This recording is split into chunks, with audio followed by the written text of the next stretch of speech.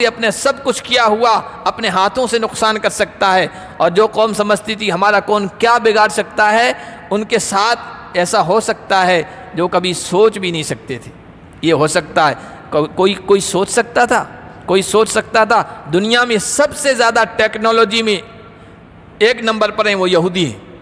کہتے تھے ان کا ٹامب ایسا ہے کہ کچھ بھی سوئی بھی ان کی طرف پھینکی جائے وہ اس کو کیچ کر لیتا ہے، اور حماس والوں نے اتنے سارے میزائل پھینکے کہ ان کا ٹامب بھی فیل ہو گیا تھا۔ الحکیم۔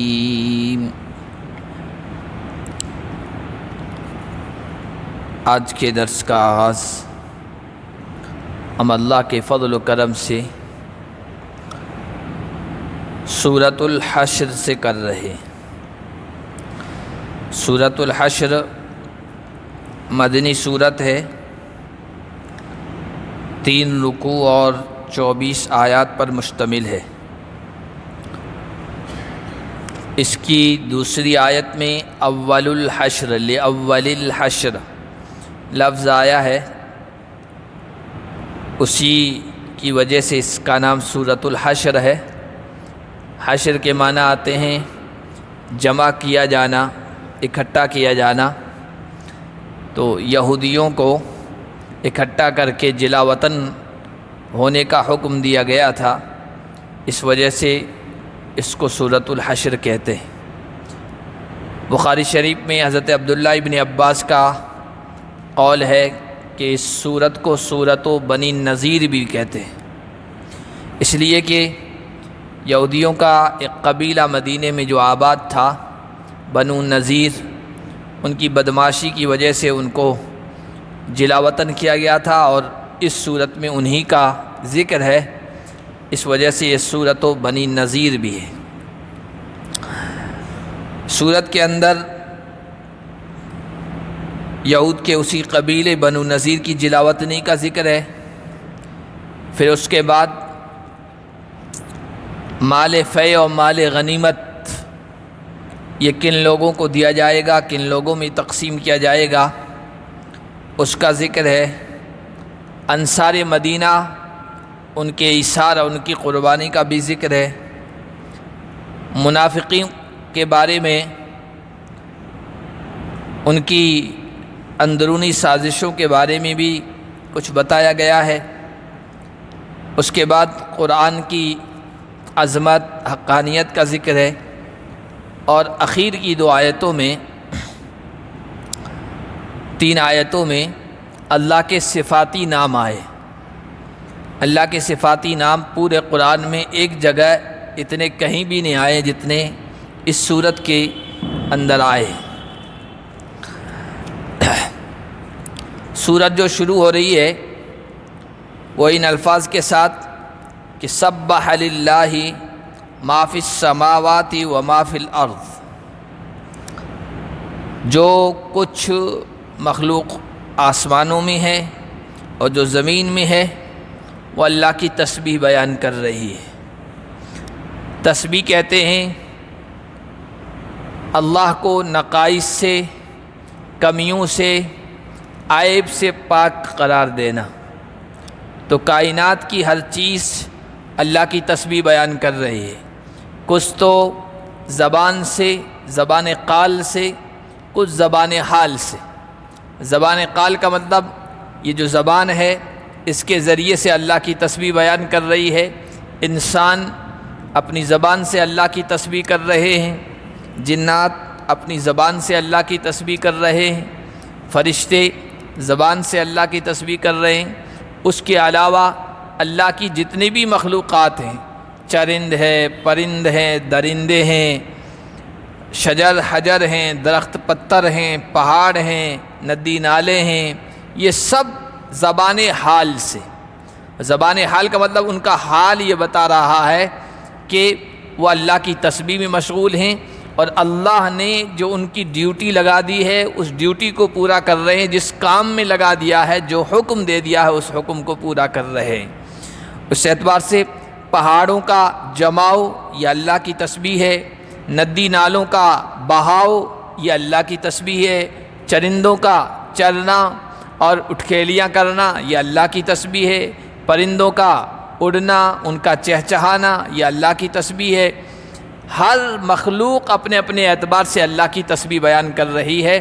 وَإِن مِّن شَيْءٍ إِلَّا يُسَبِّحُ بِحَمْدِهِ وَلَٰكِن لَّا تَفْقَهُونَ تَسْبِيحَهُمْ، کائنات کی کوئی چیز ایسی نہیں ہے الا یسبح بحمدہ، مگر وہ اپنے رب کی حمد کے ساتھ رب کی تسبیح بیان کر رہی ہے۔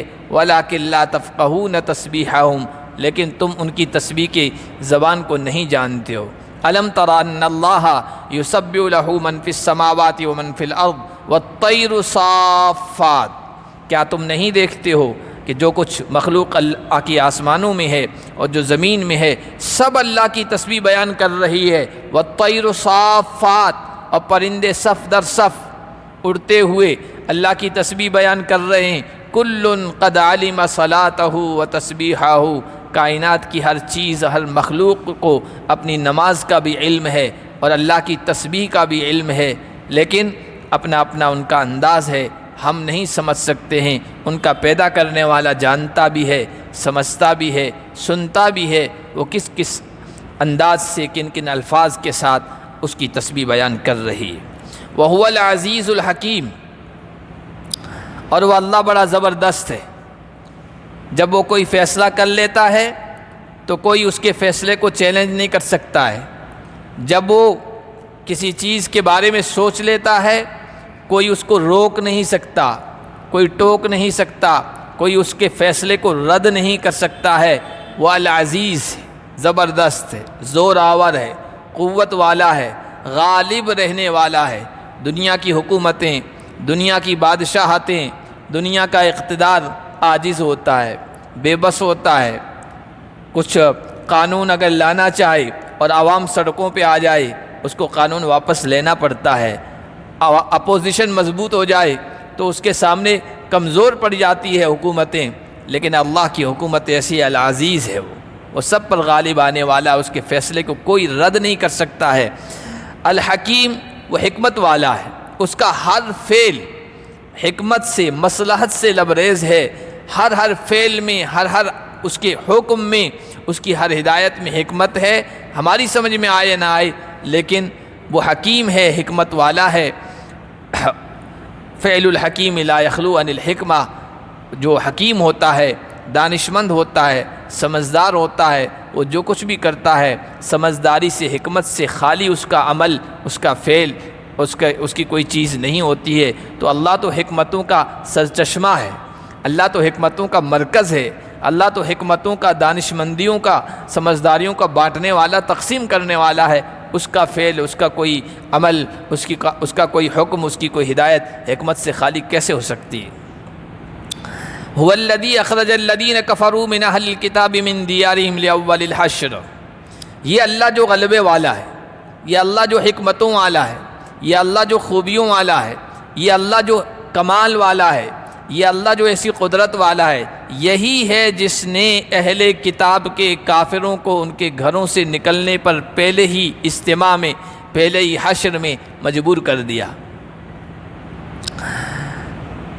اہل کتاب جو آسمانی کتاب کو مانتے ہیں، اس میں یہودی بھی ہیں، اس میں عیسائی بھی ہیں، ان کو کافر کہا جا رہا ہے اس وجہ سے کہ حالانکہ وہ نبی کو بھی مان رہے ہیں، عیسائی حضرت عیسیٰ کو مان رہے، یہودی حضرت موسیٰ کو مان رہے، توریت کو مان رہے، انجیل کو مان رہے ہیں، لیکن چونکہ آخری نبی حضرت محمد مصطفیٰ صلی اللہ علیہ وسلم کو اور قرآن کو نہیں مان رہے ہیں تو اس اعتبار سے وہ کافر ہو گئے۔ وہ اگرچہ اپنے دعوے کے اعتبار سے موحد ہوں، توحید پر چلنے والے ہوں، ان کا یہ دعویٰ ہو، وہ اگرچہ یہ دعویٰ کرتے ہو ہم آسمانی کتابوں پر یقین رکھتے ہیں، وہ اگرچہ یہ دعویٰ کرتے ہو ہم پیغمبر، اولو العزم پیغمبر جو خاص بڑے رتبے والے ہیں اللہ کے ہاں، اس میں حضرت موسیٰ بھی ہیں، حضرت عیسیٰ بھی ہیں، ان کو ماننے والے ہیں، لیکن چونکہ نبی کا انکار کرتے ہیں تو پھر وہ کافر ہیں، وہ انکار کرنے والے ہیں۔ اس اللہ نے ان کو نکلنے پر مجبور کیا۔ دیکھیے اللہ کے نبی صلی اللہ علیہ وسلم جب مکہ سے ہجرت کر کے مدینہ آئے ہیں تو اس وقت مدینہ اور مدینہ کے اطراف میں بہت سارے یہودی قبائل آباد تھے، ان میں 3 قبیلے بنو نذیر، بنو قریظہ اور بنو غطفان، بنو قینقاع، یہ 3 قبیلے تھے۔ ان میں بنو نذیر جو قبیلہ تھا وہ بڑا زور آور تھا، بڑا طاقت والا، قوت والا تھا، اور مجموعی اعتبار سے یہودی قوم جو تھی یہ پیسے والی تھی، مہاجن قوم تھی، تجارت والی تھی، زمینوں والی تھی، باغات والی تھی۔ عرب کے، مدینے کے اور اطراف کے پورے علاقے پر تجارتی اعتبار سے ان کا کنٹرول تھا، اور جو تجارتی اعتبار سے جن کے پاس پاور ہو، تجارت پر جن کا کنٹرول ہو، وہ دوسری قومیں ان کے سامنے مجبور ہوتی ہیں۔ تو معاشی کے اعتبار سے، معیشت کے اعتبار سے ان کا بڑا اثر تھا۔ اللہ کے نبی صلی اللہ علیہ وسلم جب یہاں مدینے آئے ہیں تو آپ کو پتہ تھا، آپ صرف صوفی صافی انسان نہیں تھے، صرف عبادت گزار نہیں تھے کہ دنیا کا کچھ پتہ نہ ہو کہ دنیا میں کیا ہو رہا ہے، معاشرے میں کیا ہو رہا ہے، سماج میں کیا ہو رہا ہے، سیاست کے میدان میں کیا ہو رہا ہے، اس سے بالکل پتہ نہ ہو، کیونکہ ہمارے ہاں تو بالکل نیک انسان اس کو سمجھا جاتا ہے دنیا میں کیا ہو رہا ہے اس کو کچھ پتہ نہیں ہے، بس اللہ اللہ میں مشغول ہو۔ اللہ کے نبی صلی اللہ علیہ وسلم نبیوں کے سردار ہونے کے باوجود ایسے نہیں تھے، دنیا کے حالات سے واقف تھے، دنیا کی سیاست سے واقف تھے، قوموں کے مزاج سے واقف تھے، کون سی قوم کیسی ہے، ان کی طبیعت کیسی ہے، ان کا مزاج کیسا ہے۔ تو یہود قوم کی سرشت سے، مزاج سے، ان کی فطرت سے واقف تھے کہ یہ غدار قوم ہے، یہ شر پسند قوم ہے، یہ انتہائی خسیس گری ہوئی قوم ہے اور عہد شکن قوم ہے۔ کیوں نہ وہ جو نبیوں کو بھی نہ مانے، نبیوں کے قتل کرنے میں ان کے ہاتھ نبیوں کے خون سے رنگین ہو، تو جن پر اللہ کی لعنت آئی، جن پر اللہ کا غضب نازل ہوا۔ اس لیے اللہ کے نبی صلی اللہ علیہ وسلم جب مدینہ آئے ہیں تو آپ نے دور اندیشی دکھاتے ہوئے مدینے کی جتنی بھی آبادی تھی، جتنی قومی تھی، جتنی برادریاں تھیں، ان سب کو اکٹھا کیا اور معاہدہ کیا، کنٹریکٹ کیا کہ ہم یہاں مدینے میں کس طرح رہیں گے۔ ہر ایک اپنے اپنے دھرم پر، اپنے دین پر، اپنے دین کی رسومات میں ادا کرنے میں آزاد ہوگا، لیکن سیاسی اعتبار سے ہم ایک پلیٹ فارم پر ہوں گے۔ اس سے یہ بات بھی معلوم ہوئی کہ سیاسی اعتبار سے کسی بھی کافر قوم سے ہم اتحاد کر سکتے ہیں، اس کے ساتھ الائنس کر سکتے ہیں۔ ہاں، دین کے اعتبار سے، دھرم کے اعتبار سے ہم اپنے دین اور اپنے دھرم پر مضبوط رہیں گے، لیکن سیاسی اعتبار سے کسی کے بھی ساتھ رہ سکتے ہیں، اس کے ساتھ اتحاد کر سکتے ہیں۔ اللہ کے نبی صلی اللہ علیہ وسلم نے کہا سیاسی اعتبار سے ہم سب ایک ہوں گے، مدینے پر کوئی دشمن حاملہ آور ہوگا تو ہم سب مل کر اس کا مقابلہ کریں گے، اور کسی ایک قوم پر، کسی ایک برادری پر کوئی حملہ آور ہوگا اس کا ساتھ دیں گے، ہم باہر کے کسی دشمن کا ساتھ نہیں دیں گے۔ مزید یہ کہ جو معاہدہ باقاعدہ زبانی معاہدہ نہیں ہوا تھا، یہ بھی اللہ کے نبی کی دور اندیشی تھی کہ باقاعدہ لکھا گیا تھا یہ معاہدہ۔ اس زمانے میں جب لکھنا زیادہ عام نہیں تھا، زبانی طور پر سارے معاملات طے ہوتے تھے، باقاعدہ دستخطوں کے ساتھ اللہ کے نبی صلی اللہ علیہ وسلم نے معاہدہ طے کروایا تھا۔ اس میں یہ بھی اصول تھا کہ اگر حالات ایسے ہو، مجبوری ہو کہ کوئی اپنے حلیف یعنی جن کے ساتھ معاہدہ ہو چکا ہے، مدینے کی برادریوں اور آبادیوں والے کا ساتھ نہیں دے سکتا ہے، ان کا تعاون نہیں کر سکتا ہے، تو کم از کم باہر سے آنے والے حملہ آور دشمن کا بھی ساتھ نہیں دے گا۔ یہ اللہ کے نبی صلی اللہ علیہ وسلم نے معاہدہ کیا تھا۔ تو یہود قوم شروع میں تو اللہ کے نبی صلی اللہ علیہ وسلم کے ساتھ تھی، مسلمانوں کے ساتھ تھی، لیکن بعد میں پتہ نہیں کس وجہ سے ان کو مسلمانوں سے دوری ہو گئی، اور اس کی دو بنیادی وجہ جو مفسرین کرام نے بتائی، علماء کرام نے، وہ یہ، ایک تو یہ کہ یہ حسد میں اور جلن میں مبتلا ہو گئے تھے۔ حالانکہ پہلے درسوں میں بھی یہ بات آ چکی ہے کہ یہ جو یہودی مدینے میں آباد تھے یہ اصلاً یہاں کے باشندے نہیں تھے، یہ کوئی ملک شام سے، کوئی دوسری جگہوں سے اپنی کتابوں میں آخری نبی علیہ الصلاۃ والسلام کی بارے میں پیشین گوئیاں جو تھی نا، ان کو پڑھ کے یہاں آ کر آباد ہو گئے تھے نبی آخر الزماں کے استقبال کے لیے۔ وہ آخری نبی آئیں گے تو ہم سب سے پہلے بڑھ کر ان کا استقبال کریں، ان پر ایمان لے آئیں، کیونکہ ان کی کتابوں میں بھوشیہ وانی کی گئی تھی اس کے بارے میں۔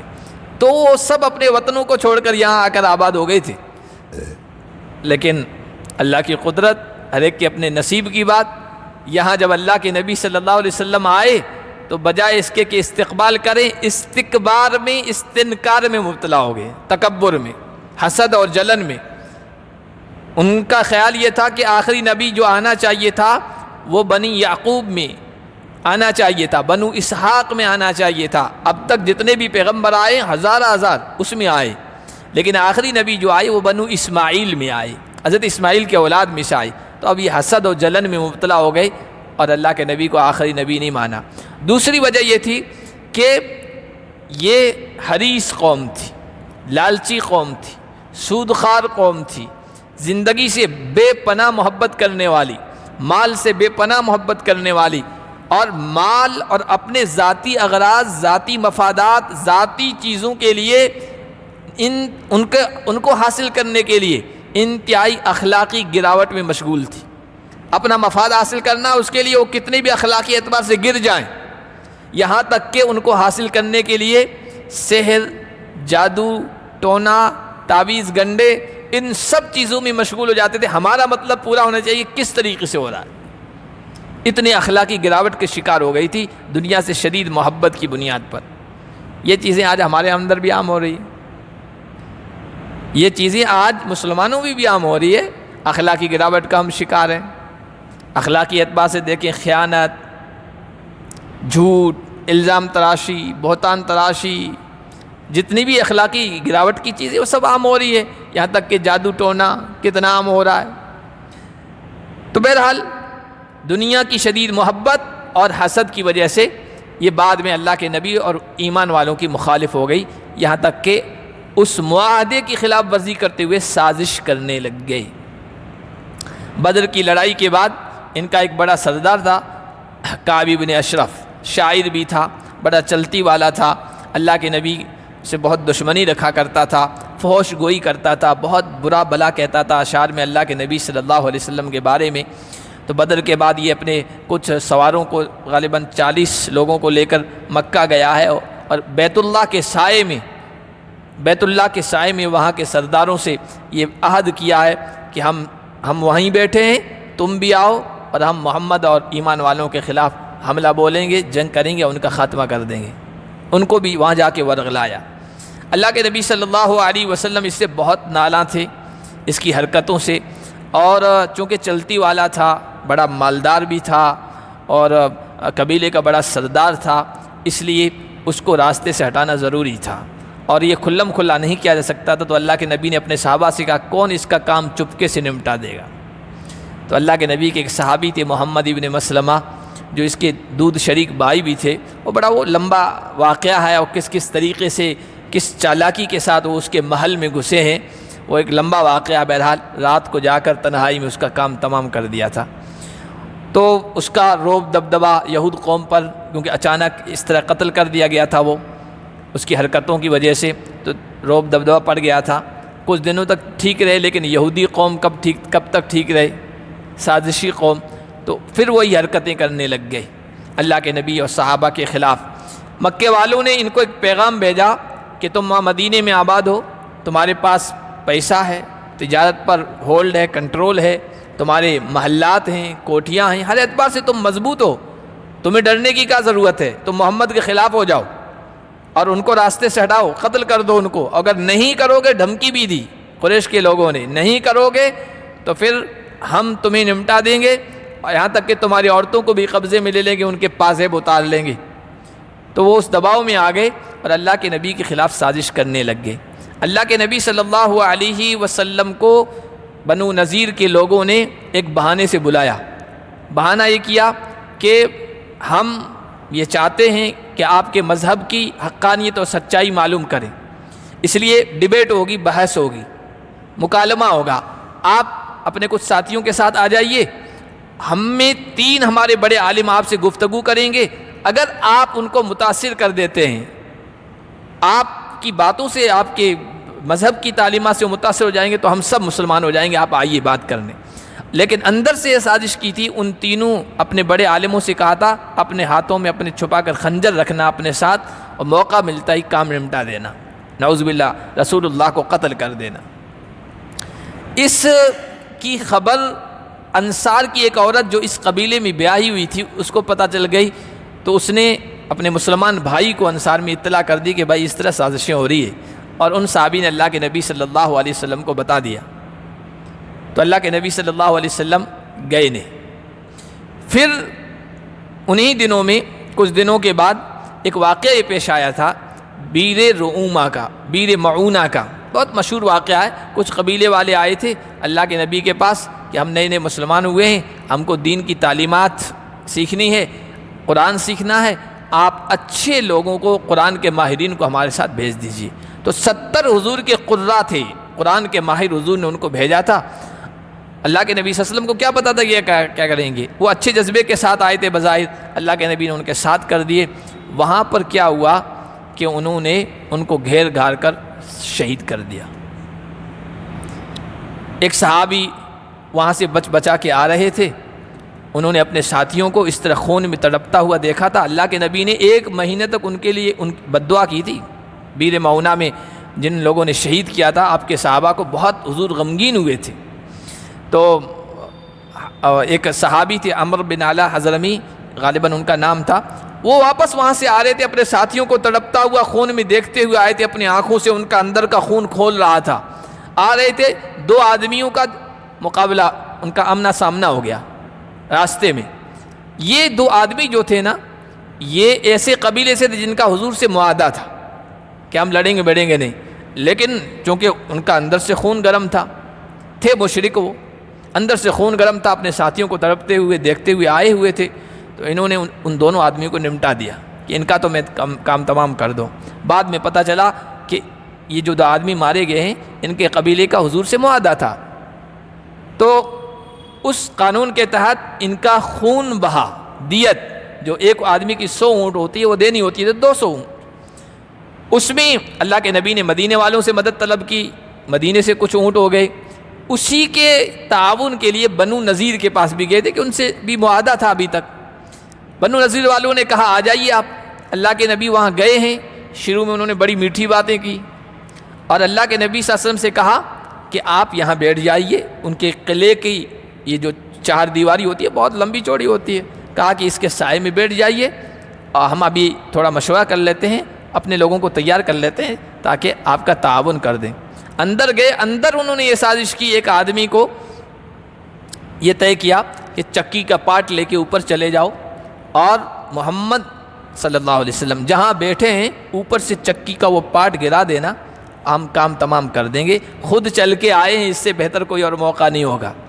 چنانچہ وہ آدمی اوپر گیا، ادھر سے اللہ تبارک و تعالیٰ نے جبرائیل امین کو بھیج دیا، وہی آ گئی، آپ کے خلاف یہ سازش ہو رہی ہے، آپ اٹھیے یہاں سے۔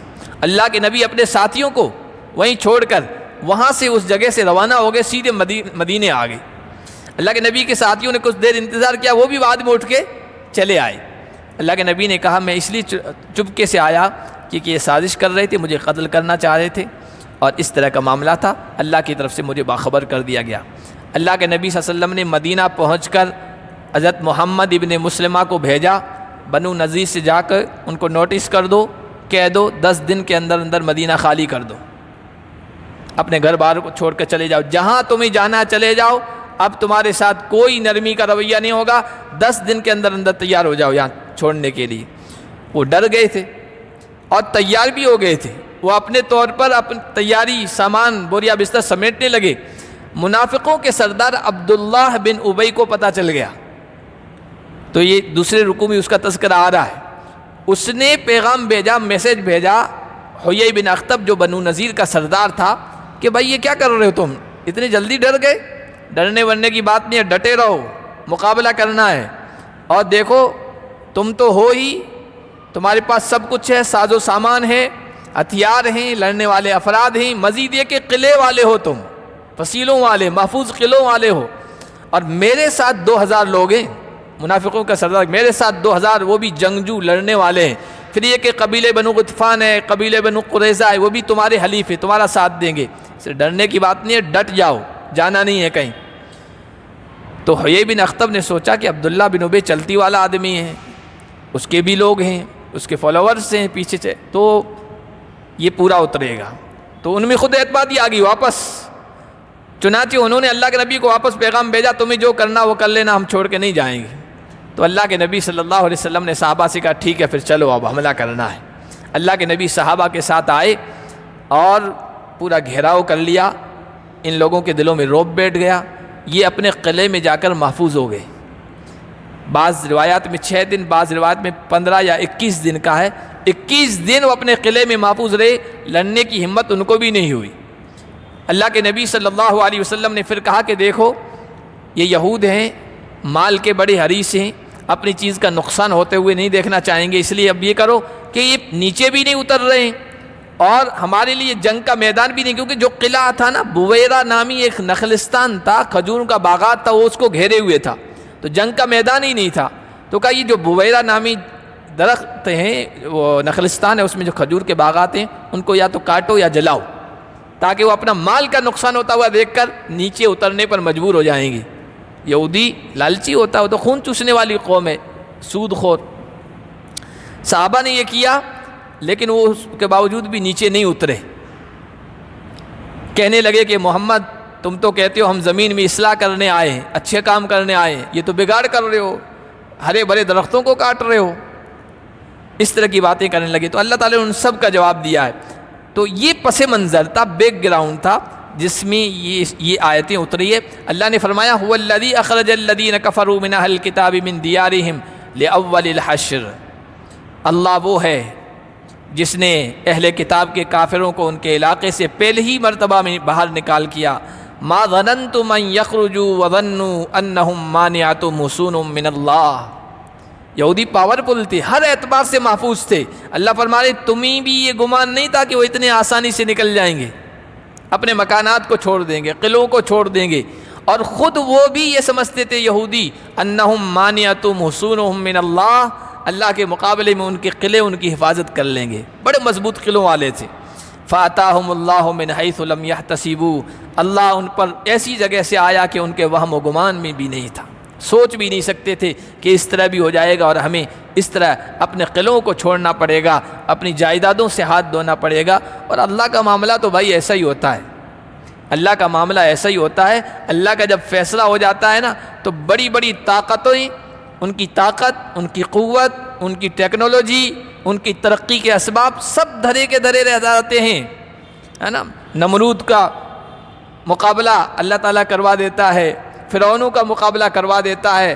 آج بھی اللہ تعالیٰ ایسے نمونے دکھا دیتا ہے، نہیں دنیا میں آج بھی اللہ نے نمونے دکھا دیے ہیں، سپر پاور طاقتیں، دنیا کی ساری طاقتیں، غریب سے غریب مسلم ملک کے خلاف ہوئی، 20 سال لڑی ہے، 20 سال، 2001 سے ابھی 1.5 سال ان کو بھاگنا پڑا، اور ان کے چیلے چپاٹے کس طرح بھاگ رہے تھے آپ سب نے مناظر دیکھے ہیں، ہوائی جہازوں سے لٹکتے ہوئے۔ یہ اللہ آج بھی منظر دکھا رہا ہے۔ لوگ سوچ نہیں سکتے تھے کہ امریکہ اس طرح شکست کھا کر بھاگے گا، دنیا کی پوری طاقتیں امریکہ کے ساتھ تھی، مسلم ممالک ان کے ساتھ تھے، لیکن اللہ نے بھگایا ہے۔ یہی قرآن ماضی کی کتاب نہیں ہے، پچھلی واقعات صرف بیان کر رہے ہو، قرآن حال کی بھی کتاب ہے، قرآن آگے بھی ہماری رہنمائی کرتی ہے۔ تو اللہ نے کتنا بہترین جملہ کہا ہے، اللہ ایسی جگہ سے آیا کہ وہ سوچ بھی نہیں سکتے تھے کہ ایسا بھی ہوگا۔ وَقَذَفَ فِي قُلُوبِهِمُ الرُّعْبَ، اور اللہ نے ان کے دلوں میں رعب ڈال دیا۔ ایسے بھی اللہ کے نبی کا رعب تھا، اللہ کے نبی کی جو خصوصیات حدیث میں آئی ہے نا، 5-6 خصوصیات حضور نے فرمائی ہے، مجھے خاص طور پر دی گئی، ان میں نصرت بالرعب مسیرۃ شہر، 1 مہینے کی مسافت پہ میرا دشمن ہوتا ہے، اس پر میرا رعب اللہ تعالیٰ ڈال دیتا ہے، وہ تھر تھر کانپتا ہے، لرزتا ہے۔ چنانچہ آپ دیکھیے غزوہ تبوک جو ہوا ہے، اس وقت کی ایک سپر پاور طاقت تھی، ایک ایران کی طاقت تھی، ایک روم کی طاقت تھی، تو وہ بڑی دھمکیاں دیتا تھا، رومی حکمراں بادشاہ قیصر، ہمیں مدینے کی اینٹ سے اینٹ بجا دیں گے، یوں کر دیں گے، وہ کر دیں گے، اور روزانہ وہ خبریں افواہیں پھیلاتا تھا کہ اب آ رہے ہیں، تب آ رہے ہیں۔ مدینے والوں پر ایک خاص اثر تھا اس کی دھمکیوں کا۔ اللہ کے نبی نے کہا یہ کیا آئے گا، ہم چل کے جائیں گے۔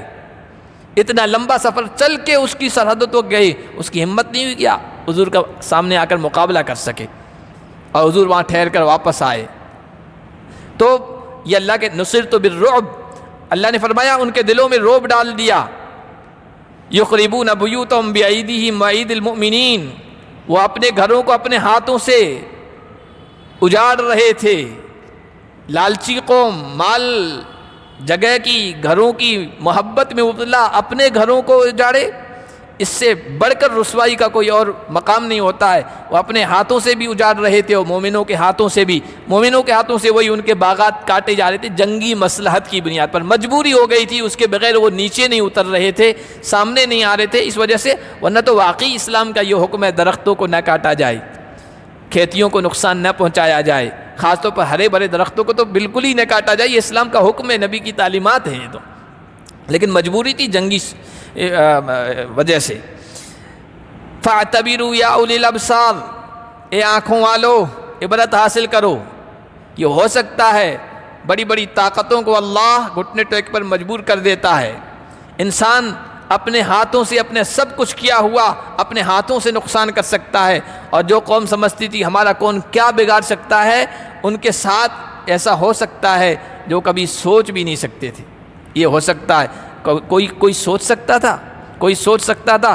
دنیا میں سب سے زیادہ ٹیکنالوجی میں ایک نمبر پر ہیں وہ یہودی ہیں، کہتے تھے ان کا ٹامب ایسا ہے کہ کچھ بھی سوئی بھی ان کی طرف پھینکی جائے وہ اس کو کیچ کر لیتا ہے، اور حماس والوں نے اتنے سارے میزائل پھینکے کہ ان کا ٹامب بھی فیل ہو گیا تھا، من حیث لم یحتسب، وہ سوچ بھی نہیں سکتے ایسا ہوگا۔